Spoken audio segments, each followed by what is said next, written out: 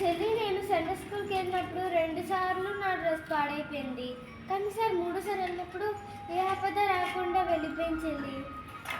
దీన్ని బట్టి ఒక విషయం ఉంది చెప్తానక్క. ఒక అతను చర్చికి వెళ్తున్నప్పుడు గోతులో పడిపోతారు. అప్పుడు అరే డ్రెస్ ఖరాబ్ అయిపోయిందని ఇంటికి వెళ్ళి స్నానం చేసి కొత్త బట్టలు వేసుకొని మరి 2 సార్లు చర్చికి వెళ్తారు. అప్పుడు జాగ్రత్తగా వెళ్తూ ఉంటారు. అప్పుడు ఎవరో వెనక నుంచి తోసినట్టు అనిపించి పడిపోతారు. మొదటిసారి గోతులో పడతారు, రెండోసారి పడతారు. మళ్ళీ ఇంటికి వెళ్ళి స్నానం చేసి కొత్త బట్టలు వేసుకొని చర్చికి వెళ్తూ ఉన్నప్పుడు ఒక ముసలాయన కనబడతారు. ఆ ముసలాయన అతను చూసి ఆయనలో ఆ గుంత దాటిచ్చారు. ఆ గుంత దాటిస్తారు.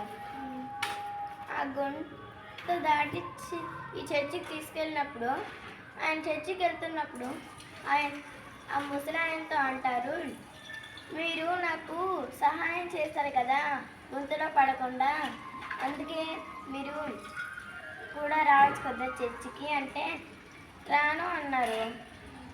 ఎందుకు నాకు సహాయం చేసిన మీరు ఎందుకు రావట్లేదు అంటే నేను అపవాదిని అనేసి ఆయన చెప్తారు.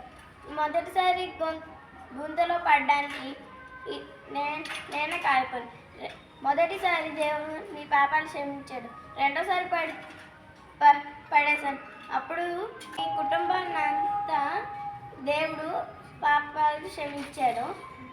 మూడోసారి కూడా పడేస్తే మీ గ్రామస్తులు అందరి పాపాలు క్షమిస్తారు అని, అందుకే నేను నీకు గొంతులో పడకుండా జాగ్రత్తగా తీసుకొచ్చాను అనేసి అపవాదు చెప్తాడు. ఈ స్టోరీ బట్టి మీకు ఏంటి అర్థమైంది అక్క?